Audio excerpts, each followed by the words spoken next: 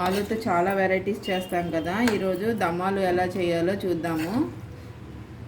ఈ దమ్మాలు రోటీలోకైనా చపాతీలోకైనా దేంట్లోకైనా బాగుంటుంది, రైస్లోకైనా తినొచ్చు.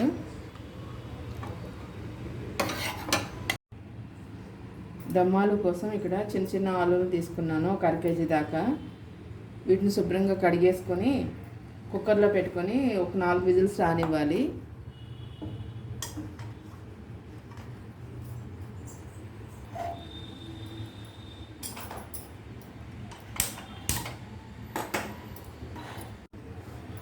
కుక్కర్ చల్లారిపోయింది కదా, ఉడకబెట్టిన బంగాళదుంపలు తీసేసుకున్నాము. ఈ దుంపలు కొద్దిగా చల్లారినాక ఒలిచేసుకుని పెట్టుకోవాలి. ఒలిచిపెట్టిన బంగాళదుంపలు అన్నిటికీ టూత్పిక్తో చిన్న చిన్న కన్నాల్లా పెట్టుకోవాలి. ఇలాగా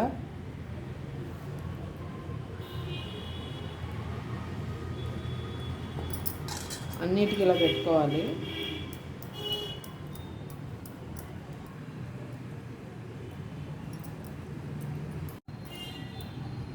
ఒలిచిపెట్టుకున్న దుంపల్లో ఒక స్పూన్ ఆయిల్ వేసుకోవాలి, ఒక హాఫ్ స్పూన్ సాల్ట్, స్పూన్ కారం వేసుకుని ఒకసారి ఇలా టాస్ చేసేసుకొని 10 నిమిషాలు పక్కన ఉంచుకోవాలి. ఈ మిరపకాయలు కారం కోసం ఇక్కడ ఒక 15 మిరపకాయలు దాకా తీసుకున్నాను. దీంట్లో గింజలు తీసేసుకోవాలి. ముందులా అన్ని గింజలు తీసుకుని పక్కన పెట్టుకోవాలి.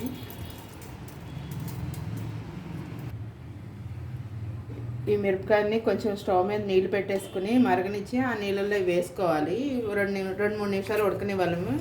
ఎండుమిరపకాయలు కొద్దిగా మెత్తగా సాఫ్ట్గా అయ్యేదాకా.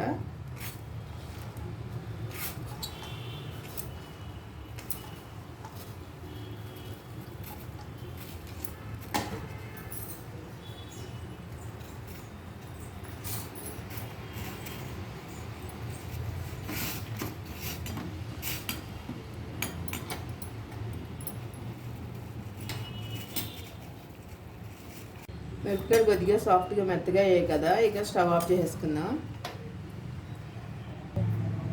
స్టవ్ ఆఫ్ చేసేసుకుని పక్కన పెట్టేసుకోవాలి. కొద్దిసేపు చల్లారనివ్వాలి. నేను బాయిల్ చేసి పెట్టుకుని ఎండుమిరపకాయలన్నీ తీసుకుని దీంట్లో వేసుకోవాలి.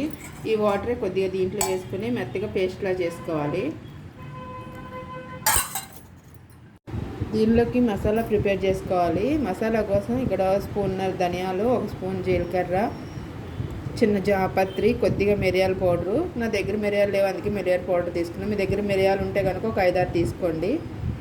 5 లవంగాలు, చిన్న చెక్క ముక్క, 2 ఇలాచీలు, ఇవన్నీ డ్రై రోస్ట్ చేసుకొని మిక్సీ పట్టుకోవాలి. స్టవ్ వెలిగించుకుని ఒక ప్యాన్ పెట్టుకొని దీంట్లో ఇందాక చూపించిన మసాలాలన్నీ డ్రై రోస్ట్ చేసుకోవాలి.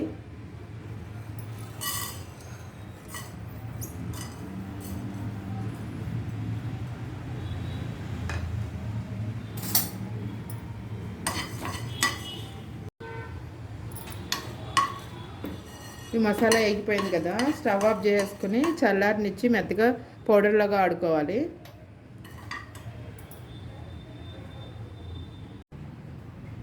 దీంట్లోకి ఒక 1/2 కప్ పెరుగు తీసుకోవాలి.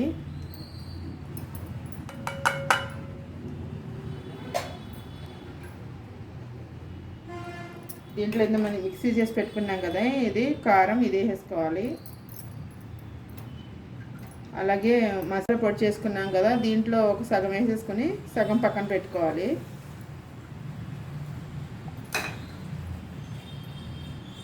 దీని బీటర్తో బాగా కలిసిదట్టు బీట్ చేసుకోవాలి. ఇదంతా బాగా కలిసిదట్టు బీట్ చేసుకోవాలి. స్టవ్ వెలిగించి ప్యాన్ పెట్టుకుని 1/2 గంట వరకు ఆయిల్ వేసుకోవాలి ఆలు ఫ్రై చేసుకోవడానికి.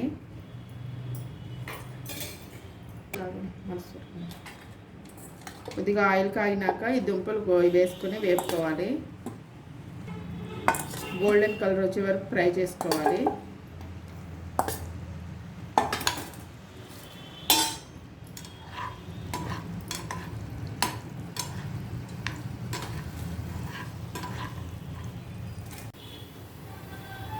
దుంపులు వేగిపోయాయి కదా, ఇప్పుడు ఇంకా స్టవ్ ఆఫ్ చేసుకుందాము. స్టవ్ వెలిగించుకుని ప్యాన్ పెట్టుకుని కర్రీ కోసం ఒక గరిట ఆయిల్ తీసుకోవాలి. దీంట్లోకి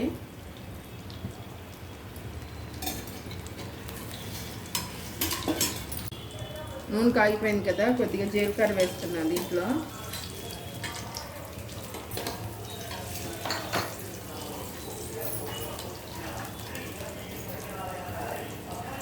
జీలకర్ర వేగిపోయింది కదా, ఆనియన్స్ వేసేస్తున్నాను. 2 మీడియం సైజ్ ఆనియన్ కట్ చేసుకుని వేసుకున్నాను. కొంచెం ఆనియన్స్ కొంచెం బాగా వేగనివ్వాలి ఎర్రగా. కొద్దిగా సాల్ట్ వేసుకుంటే తొందరగా అయిపోతాయి.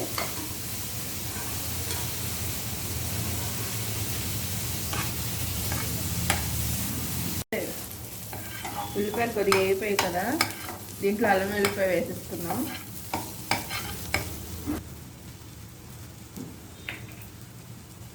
ఒక స్పూన్ అల్లం వెల్లుల్లి పేస్ట్ వేసుకున్నాను. పచ్చివాసన పోయేదాకా వేసుకోవాలి. అల్లం వెల్లిపాయ కూడా వేగిపోయింది కదా, మంచి స్మెల్ వస్తుంది. ఇప్పుడు ఏం బీట్ చేసి పెట్టుకున్న పెరుగు మసాలా అది వేసేసుకున్నాము.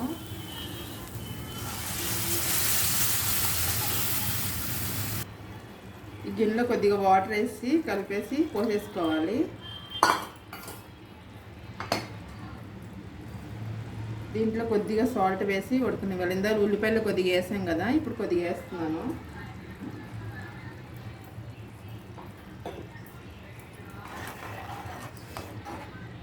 కలిపేసి మూత పెట్టేసి ఉడకనివ్వాలి. ఒకసారి తీసేద్దాము. ఆయిల్ తేలిపోయింది కదా, దీంట్లో మనం వేపి పెట్టుకున్న ఆలు వేసేసుకుందాము.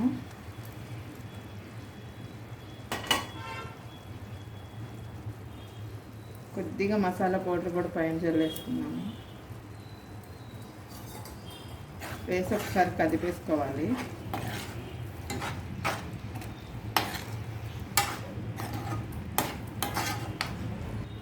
కొద్దిగా వాటర్ వేసుకుని కదిపేసి 2 నిమిషాలు ఉడకనివ్వాలి.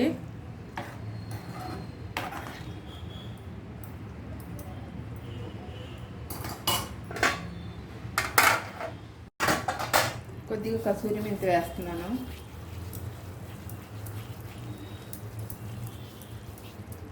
ఇప్పుడే కొద్దిగా ఉప్పు కారం సరిపోయిందో లేదో ఒకసారి సరి చేసుకోవాలి.